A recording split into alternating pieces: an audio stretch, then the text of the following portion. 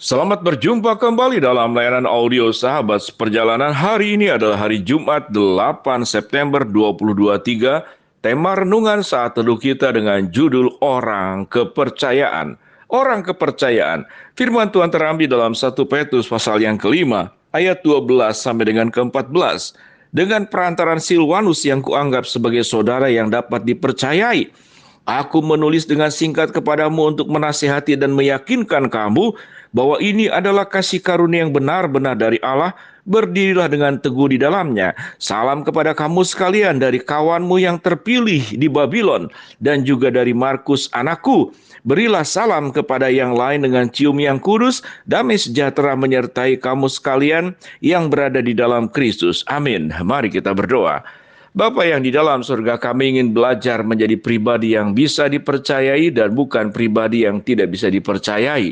Dalam nama Tuhan Yesus kami berdoa. Amin. Shalom sahabat perjalanan yang dikasihi Tuhan. Kalau kita berbicara berelasi dengan orang-orang yang pernah kita temui, pasti sahabat perjalanan pernah punya mengalami. Mengalami yang pertama, bertemu dengan orang yang bisa dipercayai dan memberikan dampak yang luar biasa buat kedua belah pihak. Namun, bukankah kita juga pernah bertemu dengan orang yang tidak bisa dipercayai? Baik kita ketahui dari awal dia tidak bisa dipercayai dengan hikmat Tuhan, sehingga kita terhindar daripada tipu muslihat dan niat buruknya. Tetapi seringkali kita bertemu dengan orang yang awalnya kelihatannya bisa dipercayai, lalu kita berelasi, kita mempercayainya. Kita yakin tidak pernah ada niat busuk dan niat yang kurang baik dalam dirinya. Namun dalam proses waktu ternyata kita menjadi korban penipuan. Kita menjadi korban yang dikhianati. Kita menjadi korban daripada orang yang kelihatannya bisa dipercayai, tetapi sesungguhnya orang yang benar-benar buruk terjadi dalam kehidupan sahabat seperjalanan. Pengalaman seperti ini pasti sahabat seperjalanan bisa menceritakan panjang lebar kalau sudah mengalaminya. Kita bertemu di dalam Alkitab adalah sebuah relasi antara Rasul Petrus dengan Silwanus sebagai sebuah hubungan yang sangat luar biasa, saling mempercayai. Tentu di dalam sebuah kehidupan yang saling mempercayai, ada pekerjaan, ada tugas, ada kegiatan yang dilakukan bersama yang saling mempercayai. Dalam hal ini tentu Petrus dan Silwanus adalah murid-murid Kristus yang melanjutkan daripada pelayanan pekabaran Injil setelah Yesus mati, bangkit, naik ke surga. Mereka menjadi murid-murid Tuhan, menjadi penginjil-penginjil, menjadi rasul-rasul di abad pertama. Dan di abad pertama itu adalah masa-masa penganiayaan yang sangat luar biasa. Orang-orang Kristen, anak-anak Tuhan dikejar-kejar oleh orang-orang Roma, ingin dihabisi. Dan Petrus sendiri bagaimana mengalami di penjara, dihukum, diancam, dianiayai, dipukul. Lengkap sudah. Sehingga pelayanannya itu menjadi pelayanan yang sangat sulit di bawah ancaman, bahkan nyawa mungkin bisa melayang kalau salah-salah. Dengan seperti kondisi yang seperti demikianlah, tatkala kita melayani, kita membutuhkan orang-orang yang bisa dipercayai, menjaga rahasia yang sehati, yang bergerak bersama-sama tanpa mengkhianati. Dan itu terjadi di dalam relasi antara Petrus dan Silwanus.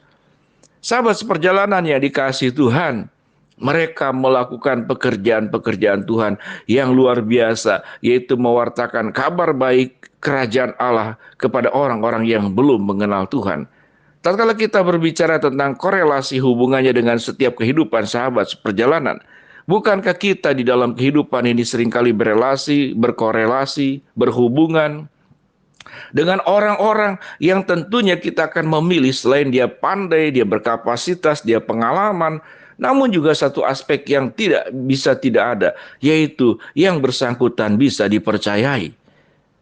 Bisa dipercayai berarti faktor kejujuran, bisa dipercayai berarti faktor kesetiaan, konsistensi, integritas. Itu adalah karakter-karakter yang perlu dimiliki sebagai ciri-ciri orang yang bisa dipercayai. Sahabat seperjalanan yang dikasihi Tuhan, tatkala kita berjuang untuk banyak aspek dalam kehidupan ini, kita berjuang untuk menjadi pandai, kita berjuang untuk menjadi kaya, kita berjuang untuk bisa menjadi sehat, kita berjuang untuk melakukan apapun juga. Namun ada satu perjuangan yang harus dilakukan oleh setiap sahabat seperjalanan sebagai ciri anak Tuhan, yaitu menjadi pribadi yang bisa dipercayai. Kalau sahabat seperjalanan membaca sebagian-bagian firman Tuhan yang kita lihat, Kita melihat bahwa Alkitab mengajarkan kita sebagai imamat yang rajani, bangsa yang kudus, umat kepunyaan Allah dalam 1 Petrus 2 ayat yang ke-9. Biarlah kita terus menjaga kekudusan, menjaga status kita sebagai imamat yang rajani, menjadi orang yang bisa dipercayai.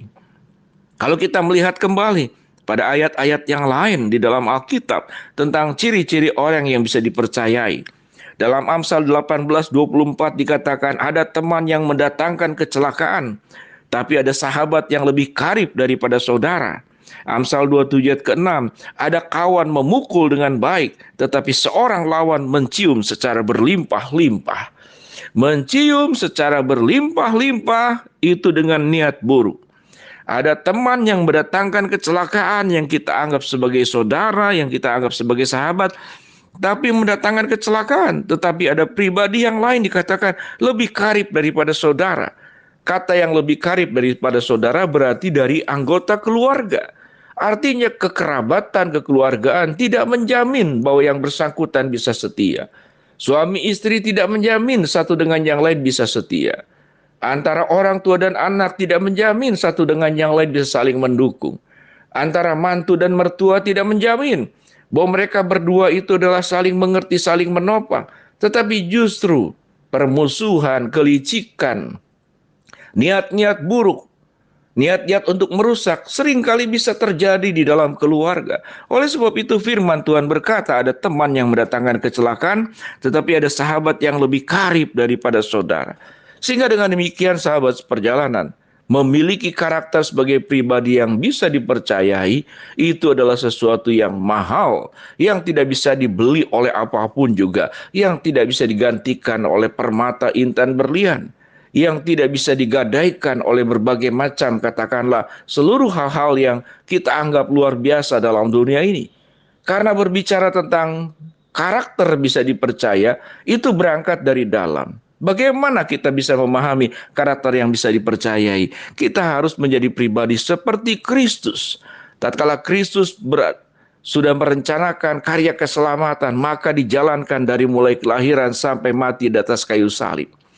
Melaksanakan karya keselamatan dalam rangka menebus umat manusia dari segala dosa. Dan ingin menyampaikan sebuah tugas yang mulia, yaitu menjadikan semua dunia ini takluk dan tunduk kepada Tuhan dan menerima kehidupan kekal dan menerima pengampunan dosa. Maka dengan demikian sahabat seperjalanan, kalau Allah itu berbicara bisa dipercayai, janjinya ya benar dan amin. Biarlah hidup kita pun menjadi orang-orang yang bisa dipercayai. Jangan sekali-kali mengkhianati kepercayaan yang sudah diberikan oleh Tuhan dan juga sudah diberikan oleh orang-orang di sekitar kita yang punya niat baik untuk kita. Karena pengkhianatan itu adalah sesuatu yang sangat melukai. Dan perbuatan dosa mengkhianati adalah sebuah tindakan dosa yang sangat brutal. Memakai kebaikan orang lain, memakai kepercayaan orang lain dengan niat-niat busuk, niat-niat berdosa, niat-niat jahat yang kita lakukan. Sahabat seperjalanan, jadilah pribadi yang bisa dipercayai. Dan jangan kita menjadi orang yang berkhianat, yang tidak bisa dipercayai. Dan biarlah saya mendoakan sahabat seperjalanan untuk berhati-hati, agar kita jangan jadi korban orang yang kelihatannya bisa dipercayai, tetapi sesungguhnya adalah dia pengkhianat. Mari kita berdoa. Bapa dalam surga, terima kasih buat kebenaran firman Tuhan yang sudah kami pelajari. Hamba-Mu berdoa buat sahabat perjalanan yang sedang sakit, Tuhan jamah sembuhkan. Sahabat seperjalanan yang sedang menghadapi masalah, Tuhan bukakan jalan. Sahabat seperjalanan yang sedang berdoa mengharapkan sesuatu, Tuhan kabulkan dengan cara dan waktunya Tuhan. Dalam nama Tuhan Yesus kami berdoa. Amin. Shalom, Tuhan memberkati kita semua.